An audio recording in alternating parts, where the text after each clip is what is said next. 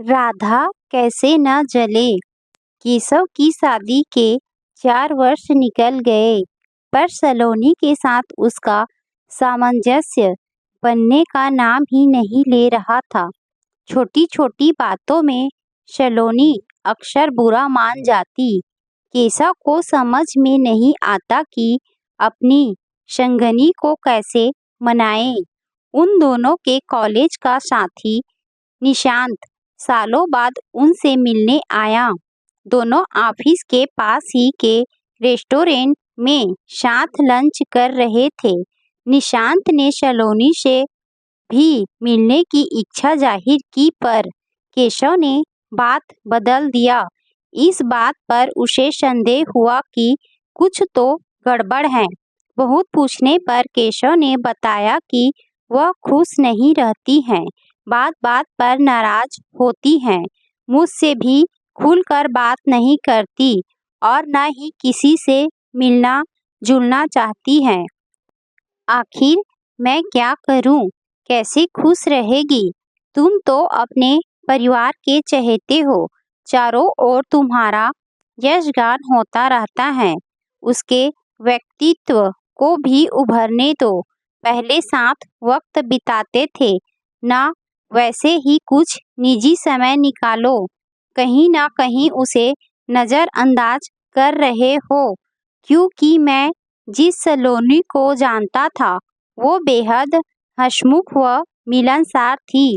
उसमें आए बदलाव के लिए बस तुम जिम्मेदार हो। केशव निशांत ने कहा। ठीक ही तो कह रहा था वह। इस बात पर कभी उसका ध्यान गया ही नहीं। 4 बहनों के बाद जन्मे केशव का बचपन अति लाड प्यार से बीता था। माँ बाबा प्यार से कान्हा बुलाते। बाहर का नाम भी उन्होंने केशव रख दिया था।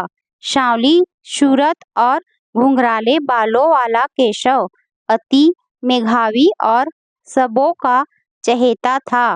बचपन में स्कूल, फिर कॉलेज में हर जगह उसके मधुर व्यवहार और अलग से व्यक्तित्व के कारण उसे खूब प्रसिद्धि व प्यार मिला।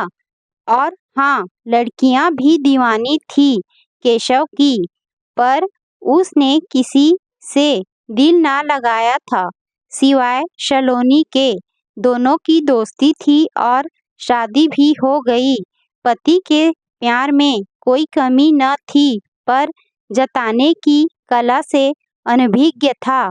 ऐसे अनाड़ी साजन से एक दूरी बनती ही जा रही थी। सलोनी अपने 4 भाई बहनों में सबसे बड़ी थी। उसका कहा कोई नहीं टालता था। एक इसी बात ने उसे केशव के समक्ष कभी झुकने नहीं दिया। दोनों ही अपने परिवारों के बेहद लाडले थे, पर यहाँ सब केशव की ही पसंद की बातें करते, उसको ही खुश रखने के प्रयास किए जाते, जैसे उसके सामने सलोनी का कोई अस्तित्व ही नहीं है। केशव ये, केशव वो, क्या हो रहा था उसे? पहले तो उसे किसी से कोई द्वेष ना हुआ था, पर पहले प्यार भी तो नहीं हुआ था। केशव को उसके मनोदशा की कोई खबर ही नहीं थी। वह अपनी ही दुनिया में खोया रहता। तब तो हद ही हो जाती जब केशव किसी के बनाए डिश की तारीफ कर बैठता। सलोनी को रोने का बहाना मिल जाता। मैं कुछ भी अच्छा नहीं बनाती हूँ, अब तुम मुझसे प्यार नहीं करते, आदि आदि। सब के बीच व्यस्त रहने वाला केशव पत्नी के मन को समझ ही नहीं पाया था। स्त्री का मन समझ सकना सबके बस की बात नहीं। उसे समझने में सिद्धहस्त तो बस कृष्ण ही है, एक संपूर्ण पुरुष, कंप्लीट मैन, जिन्होंने दो दो माताएं, प्यारी बहन द्रौपदी, असंख्य गोपियां, प्रिय पत्नियां और कभी विलग न हो पाने वाली राधा, सभी के मन को समझा और सबके हृदय पर एक छत्रराज करते रहे। कहते हैं राधा कभी कान्हा से नाराज भी हो जाए तो कृष्ण यह कहकर मना लेते कि मैं तुम्हारे हृदय में हूँ, अगर वहाँ नहीं तो कहीं भी नहीं। इस वाक्य में ही सारे रहस्य निहित हैं। दरअसल प्यार करने वाले के हृदय में ही प्रेमी या प्रेमिका का वास होता है। अपने ही मन में सवाल भी है और जवाब भी, बस इसकी जानकारी उन्हें हो पाती है जिन्होंने इस विषय पर गंभीरता से विचार किया है। ज्यादातर लोग आत्मविश्लेषण न कर औरों पर ही दिमाग लगाते हैं, जिससे परिणाम में भी नकारात्मकता ही हाथ आती है। केशव की समस्याएं मित्र समझ गया था। अनुभव इंसान को सब सिखा देता है। उसने कहा कि हर रिश्ते की एक मर्यादा होती है। एक पति पत्नी के बीच तो ईश्वर भी प्रवेश नहीं करते। इस रिश्ते के अंदर अपनी पत्नी को खुलकर जीने दो। बाहर चाहे जो भी मजबूरियां हो, पर तुम दोनों के बीच आपसी समझ व अटूट प्रेम ही तुम्हारे रिश्ते की आधारशिला होनी चाहिए। वह उन दोनों के केरल के टिकट्स बुक कर साथ लाया था। दोस्त के सामने टिकट्स रख कर इतना ही बोला, कब तक देवकी यशोदा नंद बाबा और गोपियों के कान्हा बने रहोगे। मित्र प्रेम के ही सब रूप हैं। राधा तो कान्हा की आत्मा है, उन्हें क्यों अछूता छोड़ रखा है।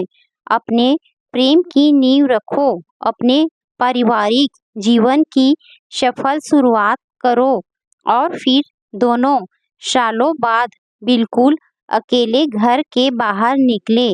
चेहरे पर एक चंचलता थी।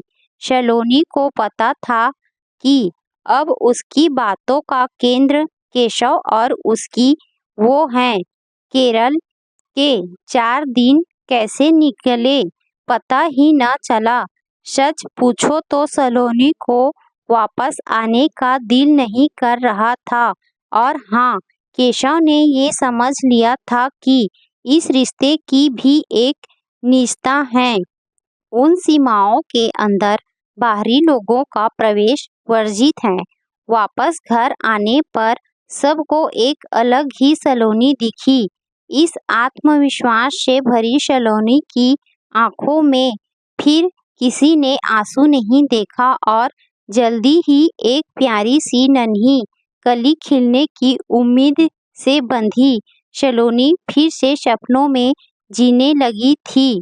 बस खट्टा खाने की ललक में बार बार रसोई में जाती सलोनी ने सासू माँ का दिल जीत लिया था। घर में फिर से कान्हा के बाल रूप के आने की खबर ने खुशियाँ बिखेर दी थी।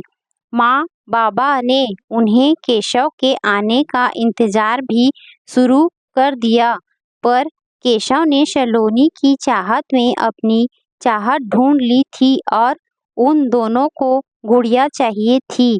इस बार उसने अपनी यह इच्छा सबके सामने रख सलोनी के हौसले को बढ़ाया था। कुछ महीनों बाद उनके आंगन में एक नन्ही परी का आगमन हुआ। केशव अपनी गुड़िया को बाहों के झूले में झुलाने लगा। उसकी दुनिया प्यार से संवर गई थी।